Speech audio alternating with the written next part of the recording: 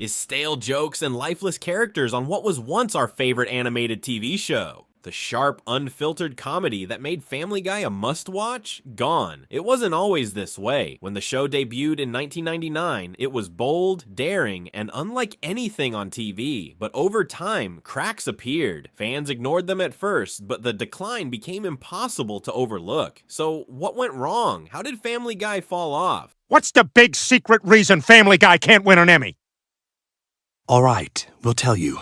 Your show sucks. Back then, adult animation looked different. The Simpsons was in its golden age, and South Park was shaking things up. Family Guy arrived as the brash newcomer, faster, meaner, and filled with rapid-fire, self-aware humor. Its cutaway gags, quick, unrelated skits became a signature style. Still butthurt, because Judy from down the street sent him an email, but it was for her realty business, so... Okay, that's enough. Just forget this.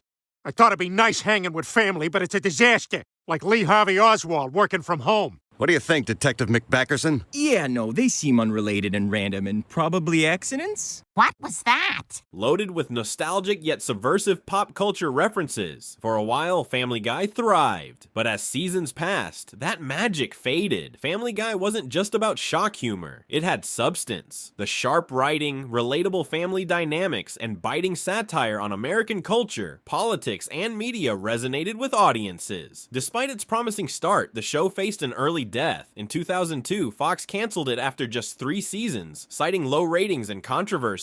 But Family Guy wouldn't stay dead. Reruns on Adult Swim exploded in popularity, drawing new fans, while DVD sales skyrocketed, proving the show's demand. Fox took notice and made the unprecedented decision to revive it, one of TV's first fan-driven revivals. When Family Guy returned, the hype was massive, and it delivered. Seasons 4 through 8 were the show's golden era, producing some of its most iconic episodes. At its peak, Family Guy balanced crazy humor with solid storytelling. Peter was a goofy, fun-loving dad, not a ruthless sociopath. Brian was sarcastic and witty, not an insufferable hypocrite. Stewie was an evil genius, not a random joke machine. Chris was dim-witted but lovable, not irrelevant. Even Meg, the eternal outcast, had relatable struggles. The Griffins felt real, dysfunctional yet genuinely connected. The show had clever jokes, sharp satire, and even heartfelt moments when needed. Stories made sense, and episodes sometimes had actual messages. By 2010, Family Guy was a cultural phenomenon, boasting strong ratings, dedicated fans, and major influence. It had cemented itself as a serious competitor to The Simpsons and South Park. Of course, The Simpsons in the early to mid-90s remains the gold standard of animated television. Family Guy was never quite that, but it thrived in its own lane. Unfortunately, that golden era wouldn't last forever. At one point, Family Guy seemed poised to secure its place among TV's greatest, proving it could stand the test of time. But as it entered its second decade, cracks began to show. Season 8 marked the tipping point, still funny at times, but noticeably weaker. By season 9, the decline was undeniable. The show took a darker turn. Abrupt plots, mean-spirited jokes, unnecessary gore, losing its balance of wit and absurdity. The biggest red flag, over-reliance on shock humor. Family Guy once thrived on bold, boundary-pushing jokes, standing out in ways other shows wouldn't dare. That fearlessness made it great. But instead of evolving, the series stagnated, repeating the same old tricks even after they stopped being funny. What was once sharp satire became lazy, over-the-top shock value, signaling that Family Guy had gone off the rails and was no longer the show fans fell in love with. Family Guy's signature cutaway gags, once a fun surprise, lost their charm. They became random, disconnected, and offensive rather than clever. The old "this is worse than that time when"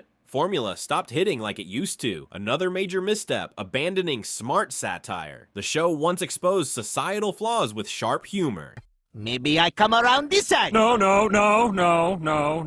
Okay, maybe I come around this side. No.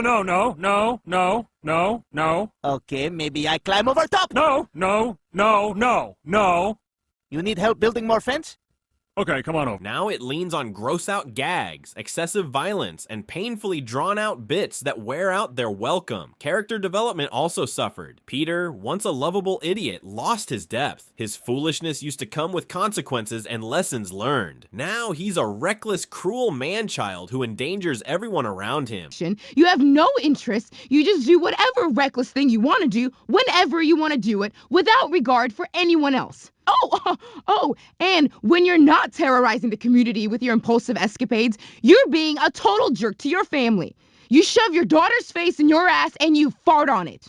Brian, once the family's voice of reason, became a smug, unbearable hypocrite, convinced he was better than everyone else. Things hit a new low in season 12 when Brian was suddenly killed off, a desperate stunt that backfired, proving the show had completely lost its way. Brian's death and revival left fans frustrated. The Griffins mourned, briefly replaced him, then brought him back through time travel, making the entire stunt pointless. It was a cheap ploy for shock value, proving the show had no real direction. Stewie, once a brilliant, grandiose villain, lost his edge, becoming mere comic relief. His complexity vanished, replaced with bland, generic humor. Meg remained the family's punching bag, but by this point, the jokes felt cruel rather than funny. Side characters suffered as well. Joe, once a tough, resilient cop, became a pathetic caricature, letting Bonnie cheat while constantly degrading himself. Cleveland, after his failed spin-off, returned unchanged, with none of the growth he experienced in the Cleveland show. Quagmire, whose perversions were extreme but balanced, lost any redeeming traits, turning into a one-note creep. Instead of evolving, Family Guy flattened its characters, ditching depth for cheap gags, further proving how far the show had fallen. Quagmire's character development is repeatedly undone, leaving him as the same one-note creep every episode. The decline was obvious. The writers had either become lazy or run out of ideas. Fans and critics noticed the shift. Family Guy was now chasing controversy instead of creativity, handling serious topics poorly. A prime example was Screams of Silence, 2011, featuring Quagmire's sister, Brenda, a victim of domestic abuse. The episode faced backlash for reinforcing harmful stereotypes rather than addressing the issue with nuance. As the show lost its edge, Family Guy became a parody of itself, abandoning the sharp humor that once set it apart.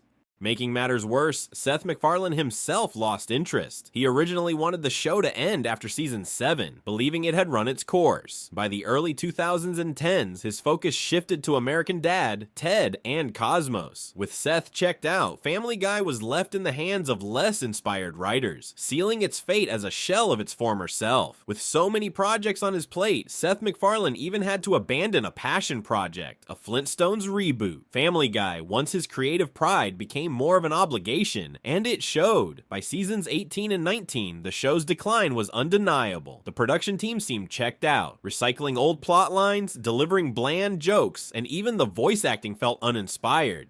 Yes. Hero, I'll be a hero, and then they'll have to make me customer of the week. Why is this story all about Mom this week? What, are we giving Seth's voice a rest?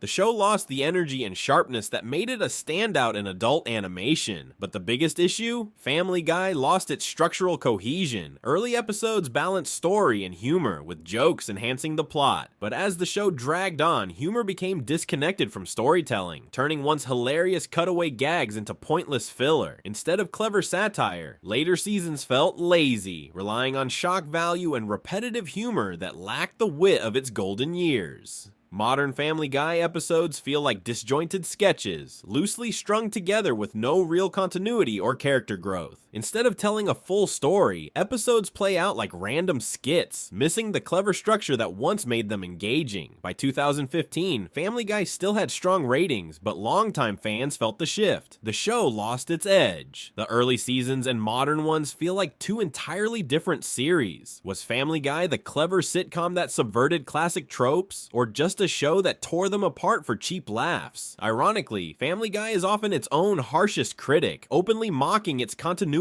errors, lazy writing, and stiff animation. While its self-awareness can be funny, it doesn't excuse the decline. If anything, pointing out the show's flaws without fixing them only highlights how far it has fallen.